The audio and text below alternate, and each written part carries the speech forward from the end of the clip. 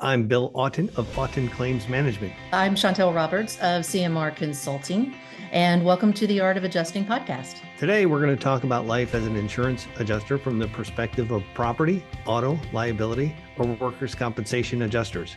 Our goal is to bring interesting topics in the world of claims adjusting to people who are working as an adjuster now and to people who are considering a career as a claims adjuster. Hey, Chantal. Today, we're going to talk about fall claims, and I'm not talking about slip and fall claims, but I'm talking about claims that relate to the fall weather since it's October and the leaves are falling out there and the weather's getting cold. How's the weather in your neck of the woods today? It's actually very nice, maybe like the 50s or whatever. Yeah, So really like just the crispness of the morning. So when I'm walking the new dog and everything, sure. but The it still smell warms of up. leaves and yeah, Yeah. Yeah.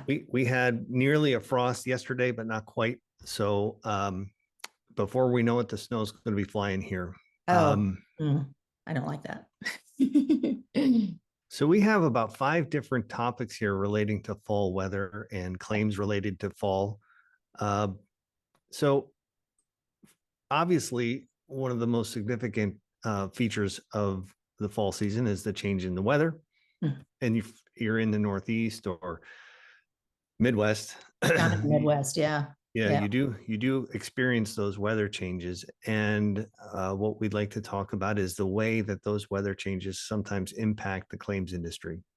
Yes, absolutely. Yeah. And it is amazing how all of the weather, I mean, just not just fall, but also winter weather can impact how we adjust our claims because sometimes we can't get up on the roof to inspect because of a lot of snow or it's raining and makes it slick or ice or something like that. So Sure. I mean, you don't necessarily think about how that can impact if you're sitting behind a desk, but if you're out in the field, it can absolutely impact how you do your adjusting or inspections. Sure. I've been on roofs that were covered in leaves Mm. and we couldn't, and I didn't carry a snow blower or I'm sorry, a leaf blower with me. So Mhm. we had to figure out, how to get this roof cleared so we can do a proper inspection. Um, Maybe carry a leaf blower if you're an adjuster. No, I would Actually, think a broom.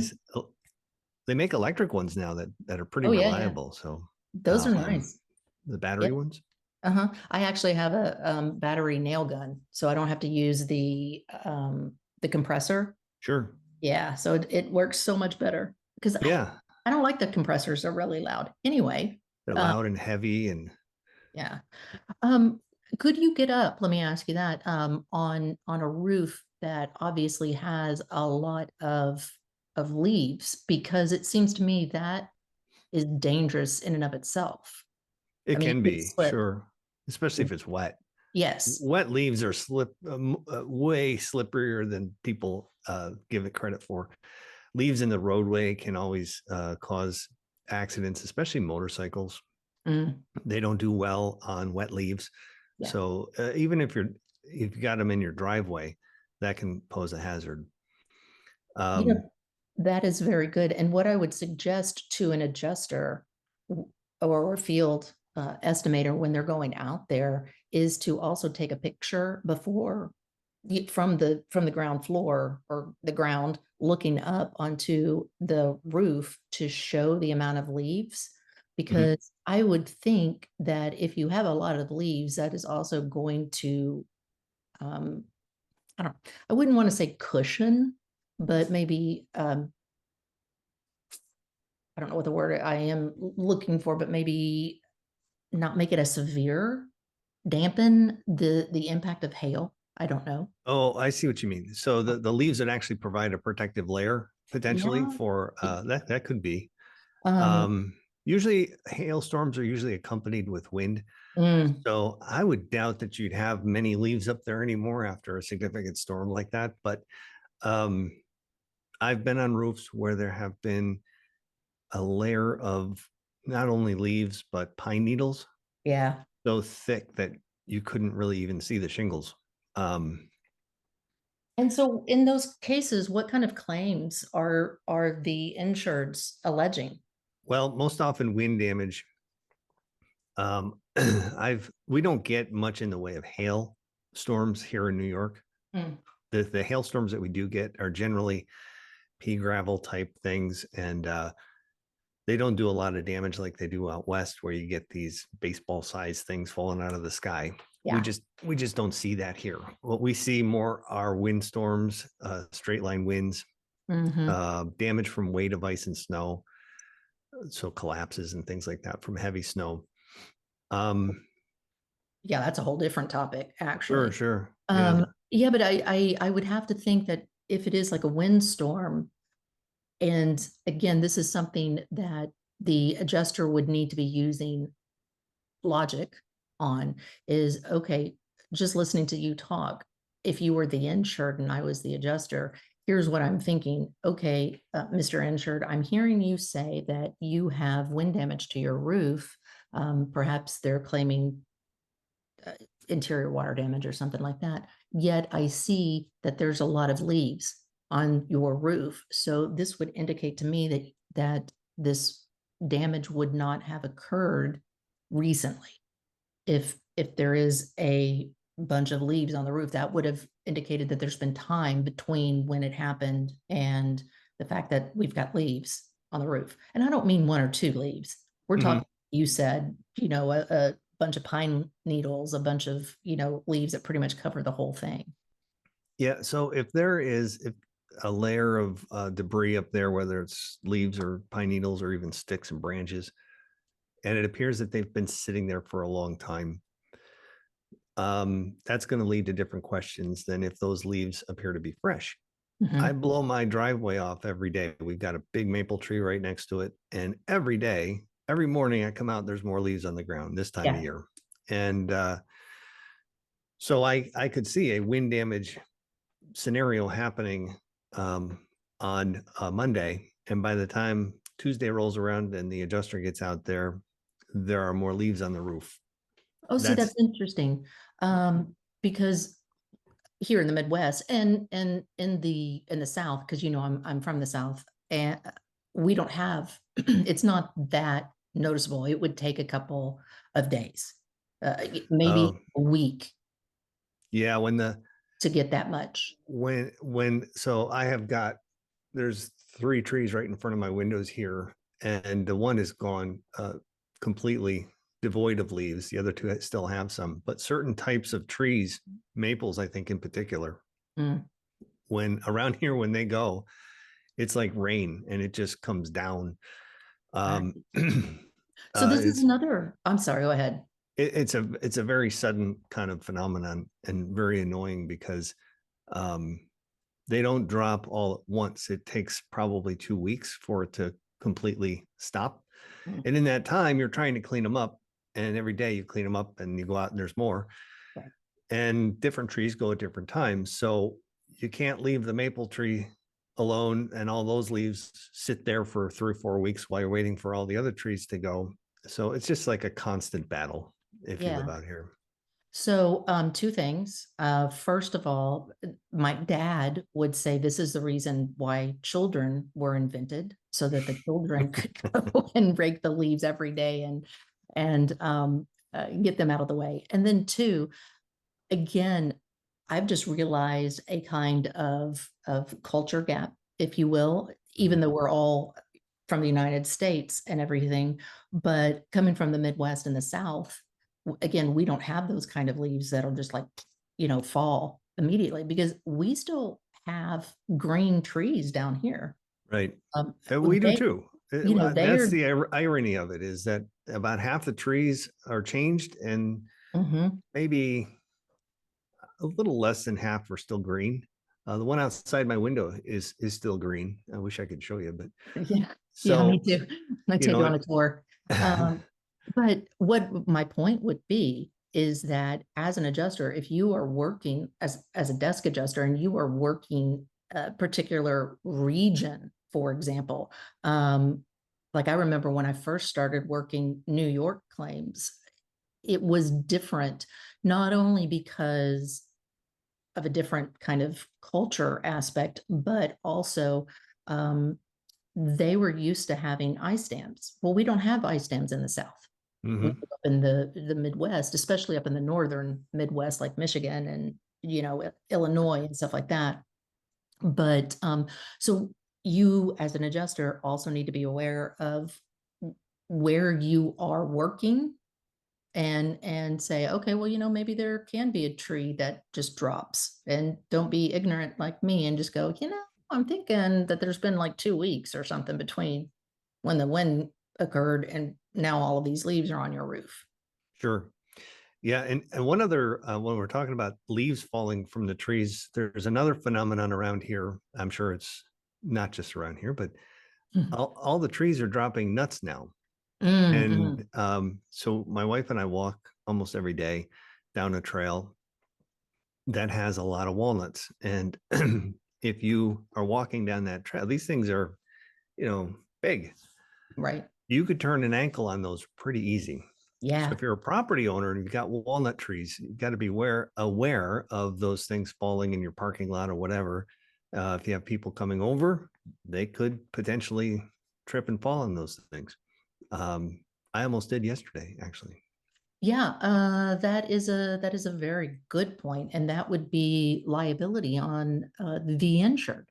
Sure. And of course, we have talked about previously in the clubhouse, and I'm sure you did it back with Daily Claims podcast, talking about the duties owed to people who come onto your property, whether they are licensees, business invitees, or even trespassers. I mean, you owe a duty to a trespasser, just not to set a trap. Right.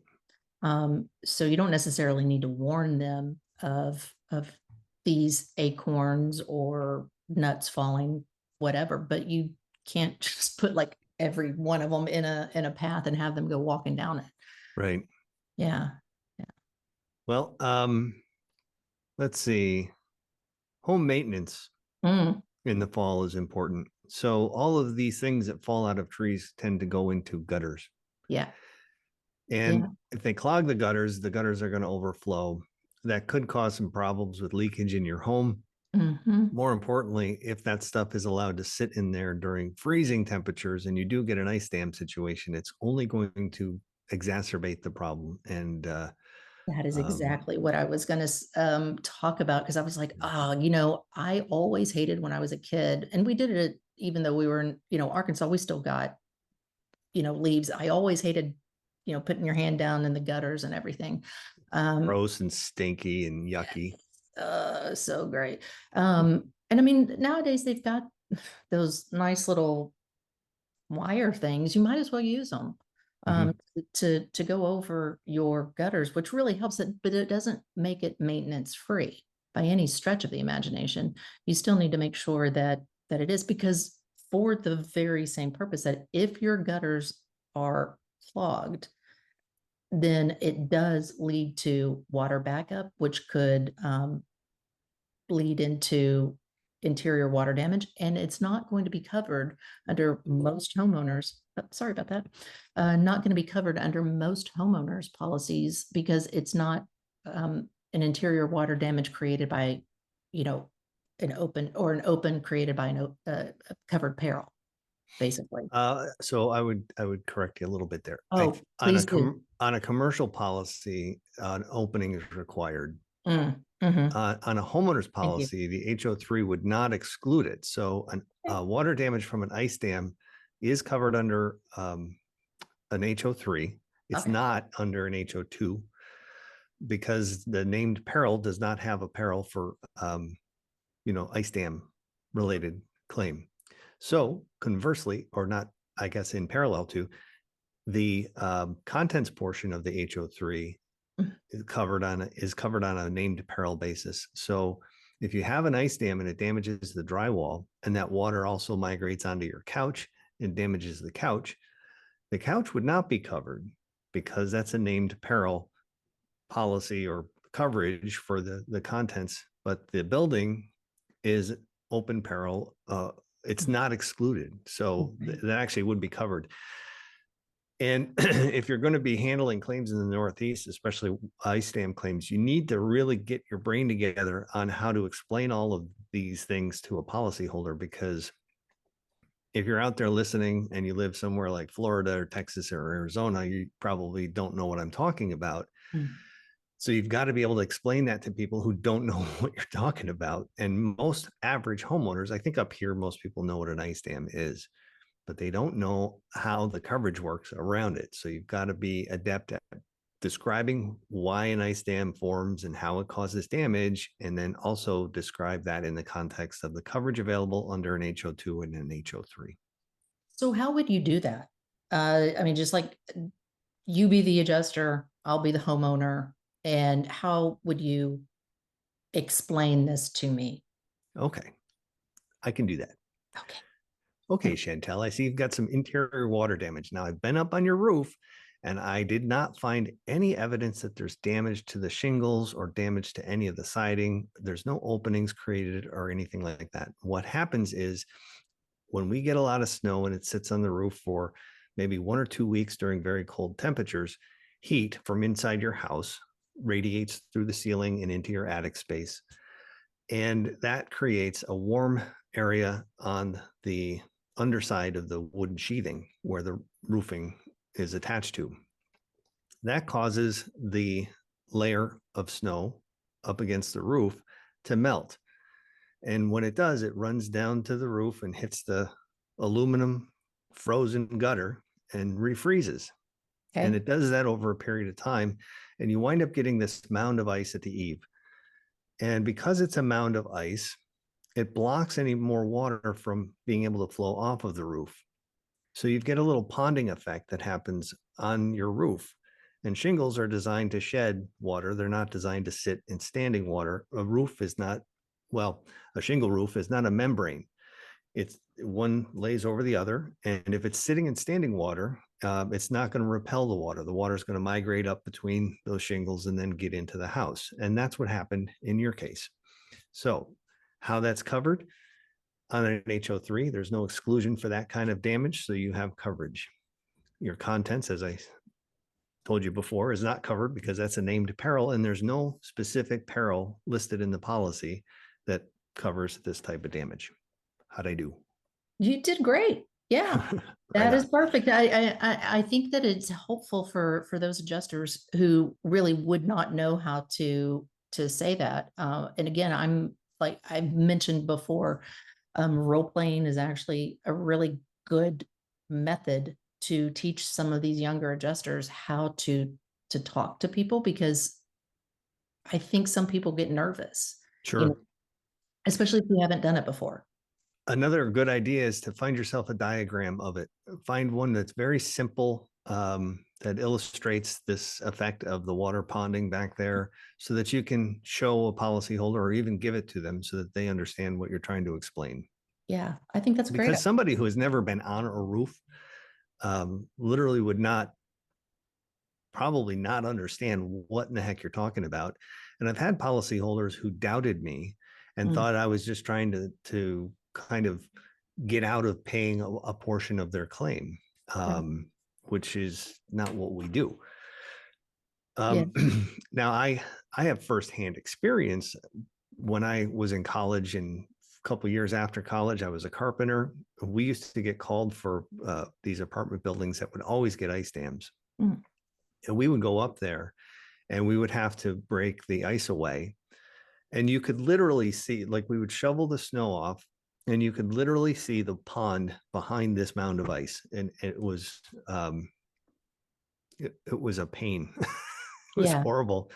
The best thing that we would do though is to get a sock, like a tube sock or a pantyhose or something, and fill it with salt Mm-hmm. and lay it diagonally across that ice dam, and it would melt a path through there, Oh, and cool. and that would just create an opening enough so the water would leave.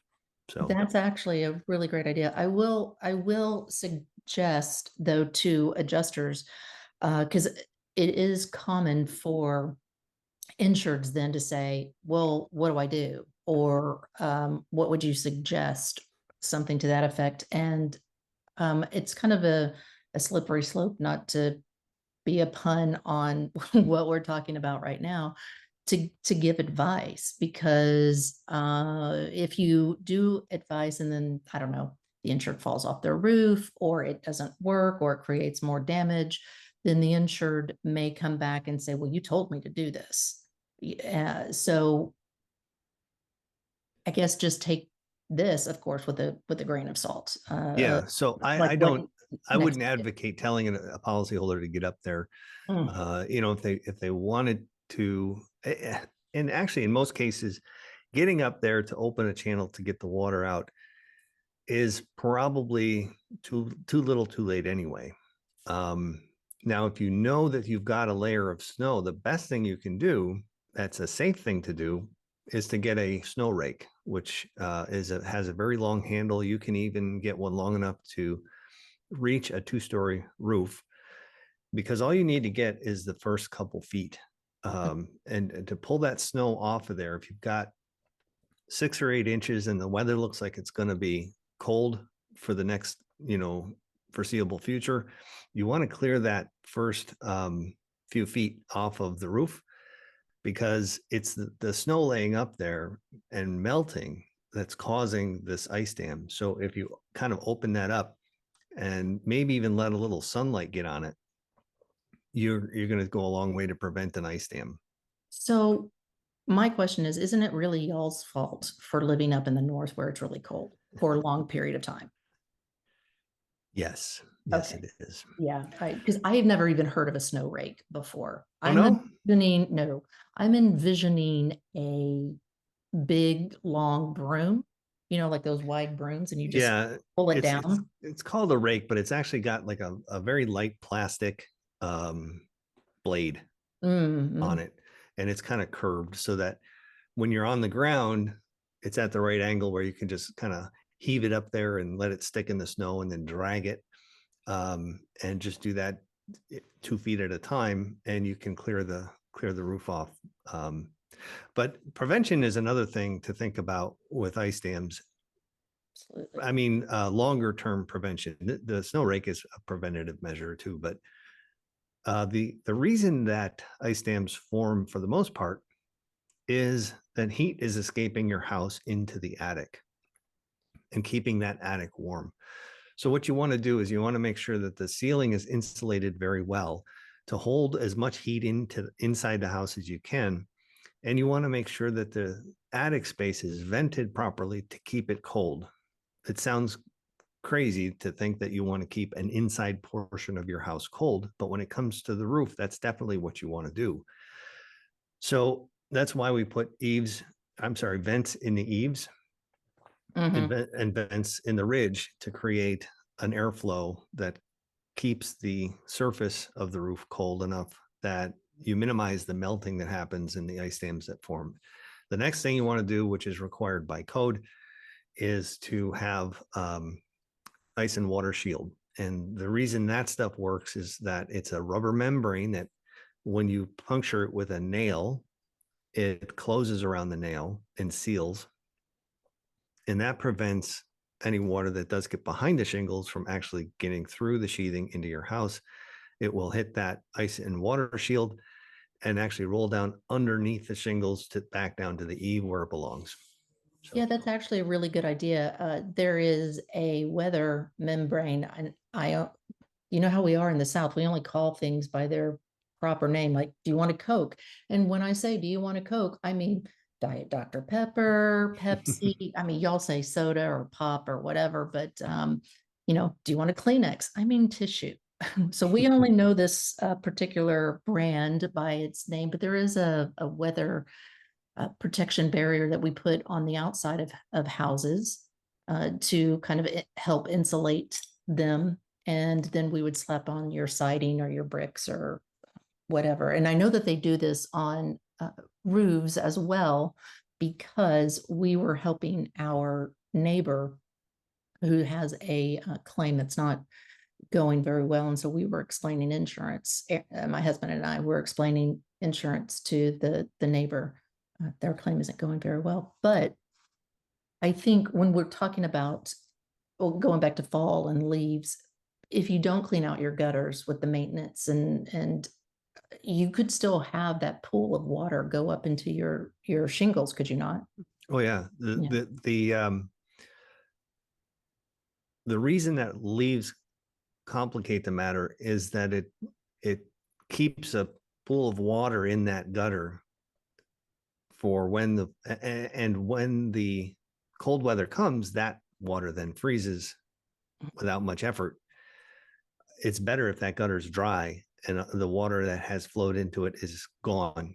Yeah. Because if it's clogged up and the water sits in there, then you've already started the process. You've already got a big chunk of ice in the gutter. It doesn't take that much more effort than for the cold weather to cause additional buildup of ice. So clean out Absolutely. those gutters. Yeah, What? and you had mentioned this briefly, but I thought maybe we could go on to it. You were talking about how the leaves on roads can hurt motorcycles, because they're slippery Mm-hmm. and Cars whatever. too. Yeah. Yeah, well, yeah, that's true as well. And of course, fall, we also have a lot of deer hitting cars. But I was That's going to right. mention real quickly, blowing your grass clippings off. You also have liability as an insured As a for, homeowner, yeah, yeah, yeah, or property owner. exactly. If you are blowing grass clippings, so like during the summer or, spring, when you first start mowing your yard, if you just blow that out into the street, bicycles can, slip and fall on those and get hurt. Cars can, of course, spin out. Your motorcycles can as well. So there are a lot of things that the adjuster would need to be finding out. You know, what do you do with your clippings? What do you do with your leaves? Do you blow them out into the street? Uh, and the reason why I say this is that it is also important to know what the community is doing. For example, here where we are, we have to back up our leaves.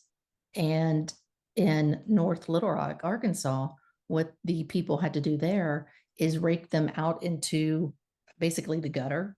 And the city of North Little Rock had this huge vacuum cleaner Yeah, spool. they do that here too. You would go down, and I'm like, oh, why can't Little Rock have that? Right? That would be awesome. Yeah, Uh, they don't do that in my township, but we live out, in the kind of the country, so we've got acreage that we can put them in the back. yeah. But that is something for adjusters to pay attention to, because while we're waiting on the city, for example, to come by with their huge leaf or whatever vacuum cleaner, how long have they been sitting there? Right. Um, because these leaves could be getting out onto the street and could make the insured responsible for those kind of accidents. One type of accident that always freaks me out, you don't hear about it happening very often, but there's always a story out there. Kids love to play in those leaves and hide in those leaves. Mhm. If you're driving your car, do not drive into a pile of leaves ever, because you don't know what's in there. It could be a person, it could be a giant hunk of metal that could damage your car. Don't do it. Not a good idea. Yeah, and of course, we're talking to adults, but I would also say, tell your children not to pile those things up around a fire hydrant or a pole or something hard, a rock, because kids do like to run into them, and you could actually get someone really hurt. Uh, Yeah. I never assume that people are mature enough to do the right. I have a whole file cabinet of adults. yeah, I mean, Yeah. absolutely. And I guess you're right. I shouldn't assume that adults are like that, and then telling kids, "Hey, go run into it. It'll be funny." Mm-hmm. And then have their video going to be on America's Funniest Home Videos. Yeah. Yeah, you could end up um, getting hit in the head, which could compress the neck, paralyzing, which would be like by far the worst. Injuries, all the injuries Or- could, I mean, you're definitely potentially fatal injuries Absolutely. Yeah. if a vehicle hits something like that. Anyway, and I bring it up because I know of a story where that did happen. Mhm. Oh, just a terrible, terrible story. And it's one of those that sticks with you. Yeah. So, What we had, and this is actually for adjusters, and it will be harder for, I think, some of the larger insurers, because it's not something that all of the all of the adjusters know, because they don't all talk to one another, because there are so many adjusters. However, if you work in a commercial unit, we happen to notice every fall there was one insured who would accidentally run into a deer, or a deer would accidentally hit them. And it always happened to be one of their older semi-tractor trailer trucks. mm, And we got to the point to where we were requiring the insured or the field appraiser to take pictures of the deer fur in the grill, yeah, because it was so common, and it was all of their old um, vehicles. And interesting. yeah, and so we finally ended up writing an underwriting note or a letter to underwriting, going like, hey, there's been like 5 deer hit. And I mean, yeah, they're truck drivers, so they're on the road all the time. But when you have 3 falls, autumns, I guess I should say 3 autumns, so it'd be 3 years where you're having 3 or 4 deer accident, you either have really bad drivers, or you're trying to get new trucks.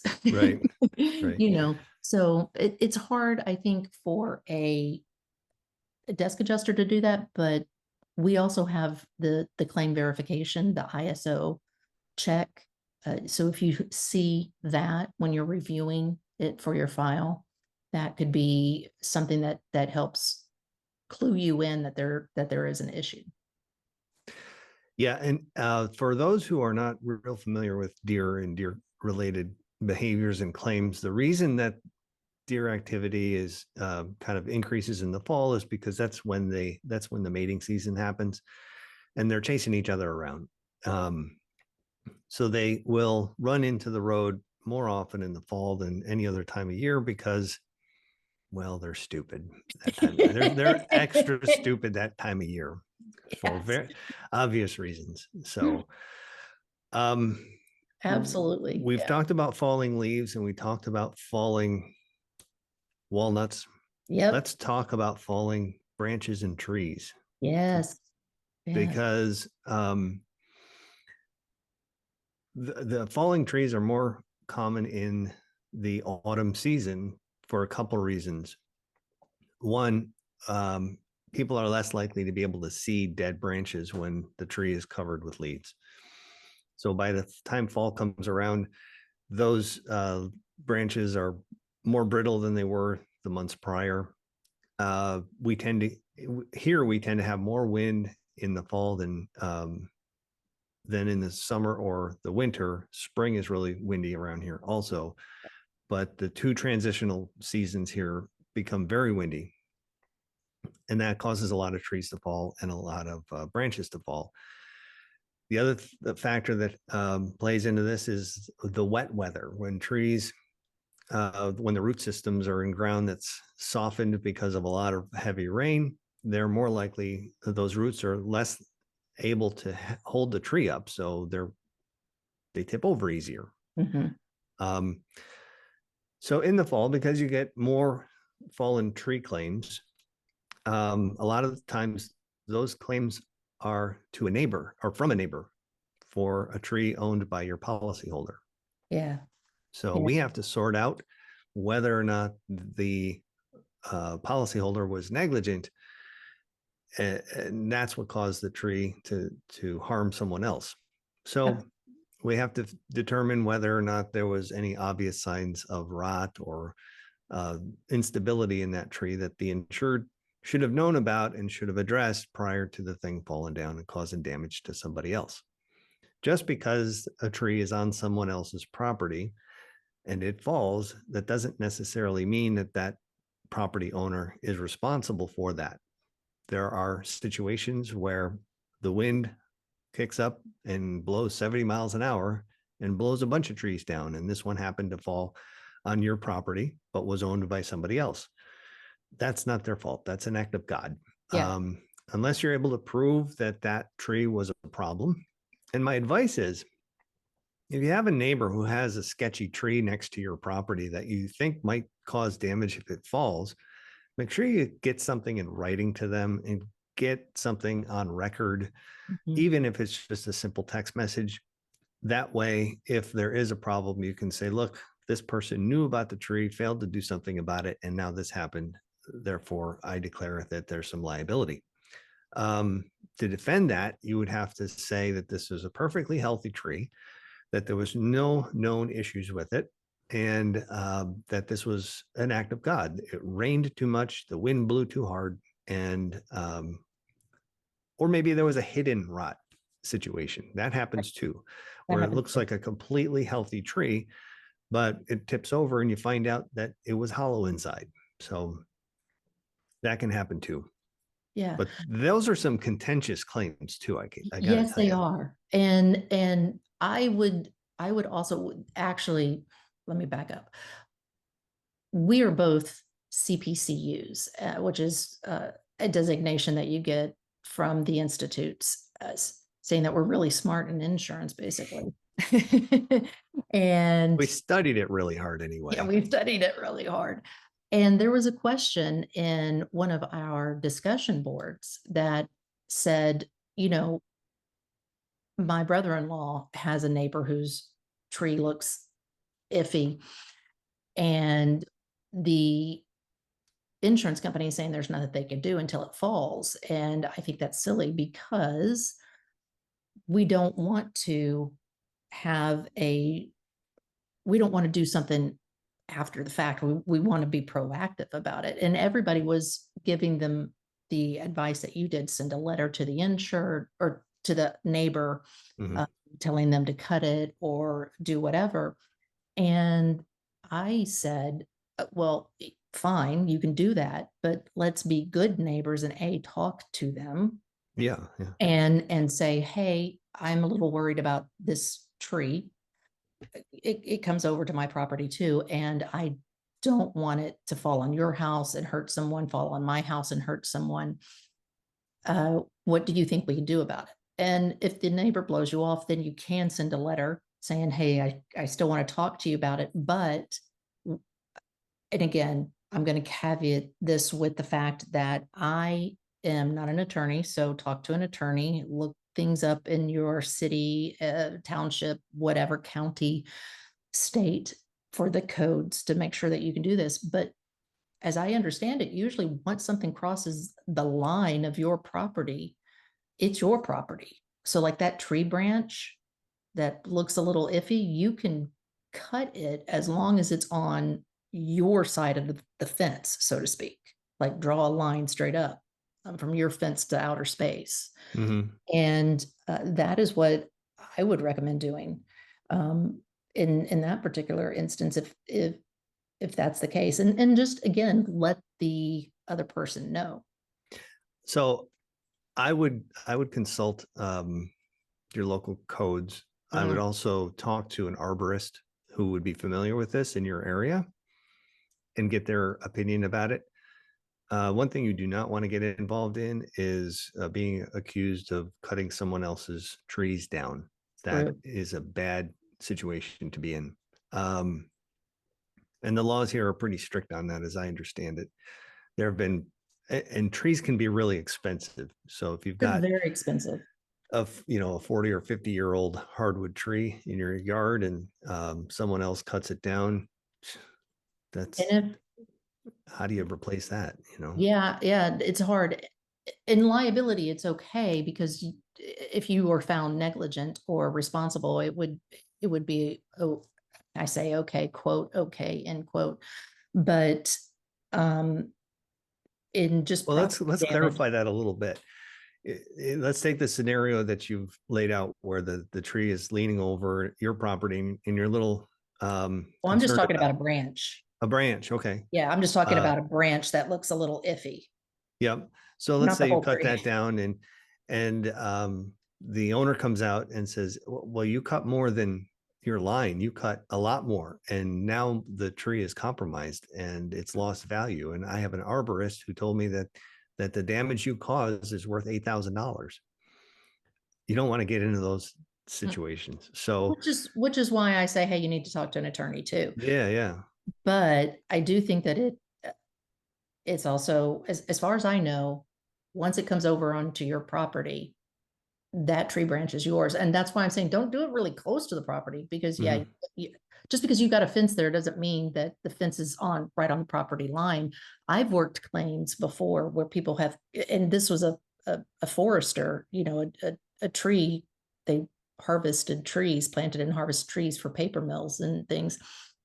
They cut over the property line, but they were told that's where it was. However, once you look back, they were just told where it was wrong. Like the Mhm. fence was 10 feet off, basically. Yeah. You know, Yep. Anywho, what I'm saying is also pay attention to the fact that if the tree falls on your house and it was your tree, for example, usually there's a sublimit for trees, what, $500 or something like that. To So remove it from the premises. yes, And that means not off the house, but off the yes, property and off take the it away. property. But it's something to be thinking of as an adjuster, because you will probably get a bill for $2,000 or something like that. So you need to know what the coverage is and how to portion that out, because you may not be able to pay for the whole bill. Right. And most tree removal companies are wise to the coverage that's available. So they'll write $2,000 to extract the tree from the roof, and Mhm. then $500 to take it off the property. Exactly, which is fine. Yeah, If we're gonna because play that game. the policy would owe the cost to get it off the roof. That's part of Yes, the loss. yes, So, absolutely. Absolutely. So how do we prepare for autumn claims? so I would definitely go look at all the trees that you have, um, all throughout the whole year, because dead branches can fall at any time. If you've got dead trees on your property, make sure that they're pruned or cut down, removed safely. Um, as far as leaves and the hazards related to that, make sure that you yourself can remove the leaves, or that you have the ability to hire somebody who can do it for you, or use your kids. What kids were made for. Yeah, our kids are all gone though. We can't get them to Mine, do that kind of mine stuff too. anymore. It really sucks. Yeah. So, Um, um, and then clean out the gutters. Avoid the the because you're building the foundation for an ice dam if you don't. So you definitely want to do that. And any technology or data? I'm reading that too, and Yeah. I'm my like, I mind's don't over. know. I can't think of anything. Technology associated with preparing for fall claims. Well, I would say that if you are in the analytics side of an insurance company, you do want to see what happens during certain times of year and what type of claims are occurring. Like you said, if you've got a trucking company that's getting deer hits every October, Oh, it could be a multitude of causes. It could be that they just live near an active breeding ground for these deer, or that they operate their trucks on a route that happens to go through this area a lot. Maybe they just need to go around it, yeah. and it might add a few miles to their trip, but that could be a way to harness some data analysis. Good idea. Um,